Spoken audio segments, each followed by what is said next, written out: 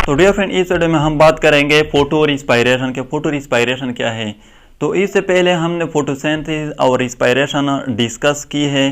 तो फोटोसिंथेसिस में हमने कहा था कि फोटो मींस लाइट, यानी कि फोटोसिंथेसिस प्रोसेस जो है उसके लिए सनलाइट का होना ज़रूरी है। सनलाइट की गैर मौजूदगी में वो नहीं हो सकता। और रिस्पायरेशन में हमने कहा था कि रिस्पायरेशन जो है ये इसके लिए सनलाइट का होना ज़रूरी नहीं है, यानी कि ये लाइट एंड डिपेंडेंट प्रोसेस है रिस्पायरेशन। और फोटो रिस्पायरेशन जो है, जैसा कि नाम से जाहिर है, फोटो मींस लाइट।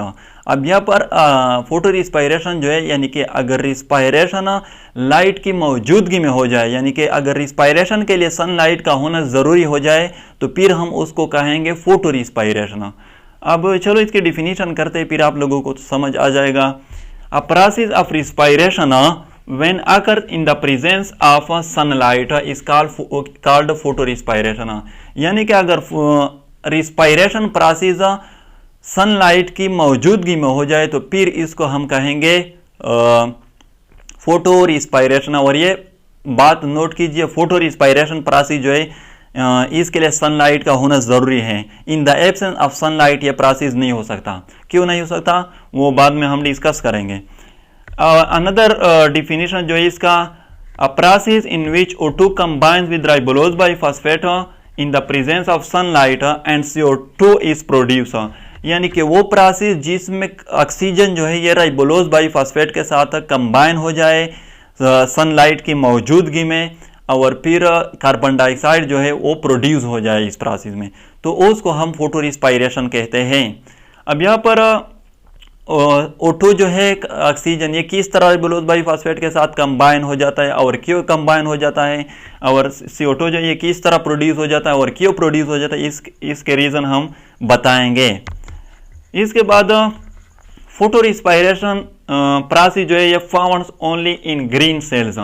अब ये यहाँ पर फोटो रिस्पायरेशन जो है ये सिर्फ ग्रीन सेल्स में होता है, यानी कि जो नॉर्मली रिस्पायरेशन था उसमें हमने कहा था कि वो ऑलमोस्ट एवरी सेल में होता है, लेकिन फोटो रिस्पायरेशन सिर्फ ग्रीन सेल में होता है। क्यों? क्योंकि फोटो रिस्पायरेशन के लिए लाइट ज़रूरी होती है, और लाइट कौन सी सेल एब्जर्व करते हैं? Green cell, specially mesophyll cell जो होते हैं लीफ के, वो लाइट को एब्जर्व करते हैं। तो इसलिए हम कहते हैं कि फोटो रिस्पायरेशन प्रोसेस जो है ये ग्रीन सेल में होता है। Optimum temperature for photorespiration is 25 to 35 degree centigrade. अब यहाँ पर फोटो रिस्पायरेशन के जो ऑप्टिमम टेम्परेचर है, ऑप्टिमम टेम्परेचर का मतलब है वो टेम्परेचर जिस पर फोटो रिस्पायरेशन की रेट इंक्रीज हो। तो वो कितना होता है फोटो रिस्पायरेशन के लिए? 25 से 35 डिग्री सेंटीग्रेड तक होता है। इसके बाद enzyme used in photo respiration is rubisco ribulose bisphosphate oxygenase. अब यहाँ पर जो एंजाइम इसमें यूज होती है वो राइबोलोज बाइफॉस्फेट ऑक्सीजनेज हैं। अब ये बात नोट कीजिए, जब मैं डार्क रिएक्शन पर वीडियो बना रहा था तो तब भी मैंने ये बात की थी वहाँ पर भी कि ये जो रोबिस्को एंजाइम है ये डिपेंड करते हैं concentration of carbon dioxide and oxygen पर। यानी कि अगर ऑक्सीजन की मकदार ज़्यादा हो तो फिर यही रोबिस्को एंजाइम जो ये एक्ट करती है एज राइबोलोज बाइफॉस्फेट ऑक्सीजनेज। और अगर कार्बन डाइऑक्साइड की मकदार ज़्यादा हो, कंसंट्रेशन ज़्यादा हो, तो फिर ये एक्ट करती है एज राइबोलोज बाइफॉस्फेट कार्बोक्सिलेज। और डार्क रिएक्शन में क्योंकि वहाँ पर राइबोलोज बाइफॉस्फेट के साथ कार्बन डाइऑक्साइड कंबाइन हो जाता है, तो वहाँ पर कार्बन डाइऑक्साइड की मकदार ज़्यादा होती है डार्क रिएक्शन में, तो वहाँ पर ये एंजाइम एक्ट करती है एज राइबोलोज बाइफॉस्फेट कार्बोक्सिलेज। और यहाँ पर फोटो रिस्पायरेशन में राइबोलोज बाइफॉस्फेट के साथ ऑक्सीजन जो है ये कंबाइन हो जाता है, यानी कि इस यहाँ पर फोटो रिस्पायरेशन में ऑक्सीजन की कंसंट्रेशन ज़्यादा होती है, इसलिए यहाँ पर रोबिस्को एंजाइम जो है ये एक्ट करती है एज राइबोलोज बाइफॉस्फेट ऑक्सीजनेज। इसके बाद फोटो रिस्पायरेशन प्रोसेस मेनली आकर in hot and dry condition because at this condition stomata is closed so CO2 cannot enter the cell and O2 cannot remove from the cells. Therefore O2 combine with ribulose biphosphate instead of CO2. अब ये जो process है photo respiration, ये plant में कब होता है? जब कंडीशन हॉट एंड ड्राई हो, यानी कि ये ड्राई एंड हॉट कंडीशन में होता है।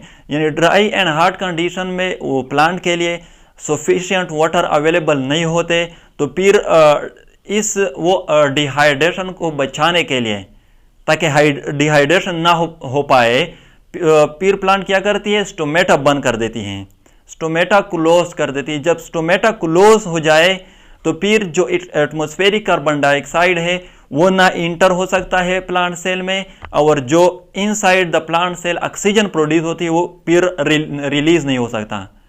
यानी कि जो जब स्टोमेटा क्लोज करते हैं प्लांट, जब कंडीशन ड्राई एंड हॉट हो, तो फिर एटमॉस्फेरिक कार्बन डाइऑक्साइड इंटर नहीं हो सकता, और जो इनसाइड द प्लांट सेल जो ऑक्सीजन प्रोड्यूस होता है वो रिमूव नहीं हो सकता, रिलीज नहीं हो सकता।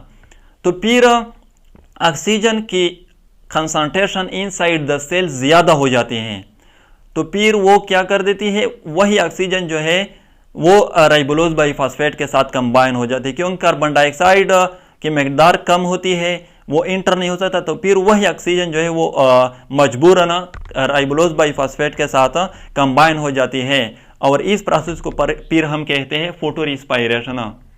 इसके बाद the site of photorespiration are chloroplast, peroxisome and mitochondria. ये जो प्रोसेस है फोटो रिस्पायरेशन, इसके बाद स्टेप क्लोरोप्लास्ट में होते हैं, बाद स्टेप माइटोकॉन्ड्रिया में होते हैं, और बाद स्टेप परऑक्सीजोम में होते हैं। ये एमसीक्यूज के लिए नोट कीजिए। इसके बाद photo respiration is not a useful process because there is no production of energy compound, यानी कि एटीपी। अब ये जो प्रोसेस है फोटो रिस्पायरेशन, ये यूजफुल प्रोसेस नहीं है, क्योंकि इसमें कोई एटीपी मॉलिक्यूल प्रोड्यूस नहीं होता, बल्कि इसमें एटीपी मॉलिक्यूल जो है वो यूज हो जाते हैं।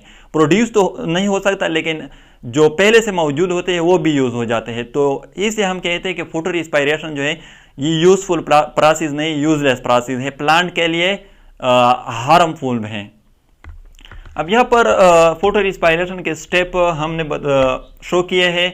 तो यहाँ पर राइबोलोज बाइफॉस्फेट जो कि 5 कार्बन कंपाउंड है, इसके साथ ऑक्सीजन जो है वो कंबाइन हो जाता है और बन जाते हैं ग्लाइकोलेट। ग्लाइकोलेट जो है ये बन जाते हैं, और ये याद रखें ये स्टेप जो है ये कहाँ पर होता है? In the stroma of chloroplast, ये क्लोरोप्लास्ट के स्ट्रोमा में होता है। अब यहाँ पर ये ग्लाइकोलेट जो है ये क्लोरोप्लास्ट से चले जाते हैं परऑक्सीजोम में, और वहाँ पर ग्लाइकोलेट जो है ये चेंज हो जाते हैं ग्लाइसिन में। और ये नोट कीजिए, ग्लाइसिन जो है ये सिंपलेस्ट अमाइनो एसिड है, सिंपलेस्ट अमाइनो एसिड। और ये ग्लाइकोलेट चेंज हो जाते हैं ग्लाइसिन में, और ये स्टेप कहाँ पर होता है? ये परऑक्सीजोम में होता है। ये स्टेप ग्लाइसिन परऑक्सीजोम से चले जाते हैं माइटोकॉन्ड्रिया में, फिर माइटोकॉन्ड्रिया में ग्लाइसिन जो है ये चेंज हो जाते हैं सेरीन में एंड CO2 में, कार्बन डाइऑक्साइड में, और ये स्टेप जो है ये माइटोकॉन्ड्रिया में होता है। अब सेरीन जो है ये लास्ट प्रोडक्ट है इस रिएक्शन का, और CO2 भी प्रोड्यूस हो जाती है। तो अगर आप इसे, तो हमने यहाँ पर डिफिनीशन में कहा था कि यानी कि इसमें ऑक्सीजन जो है ये कंबाइन हो जाता है राइबोलोज बाइफॉस्फेट में, और CO2 जो है ये प्रोड्यूस हो जाता है। तो यहाँ पर आप लोगों ने देख लिया कि ऑक्सीजन जो है ये कंबाइन हो जाता है राइबोलोज बाइफॉस्फेट के साथ, और कार्बन डाइऑक्साइड जो है ये प्रोड्यूस हो जाता है। तो इसको हम फोटो रिस्पायरेशन कहते हैं। तो डियर फ्रेंड, ये थी फोटो रिस्पायरेशन। अगर वीडियो अच्छी लगे तो चैनल को सब्सक्राइब करें।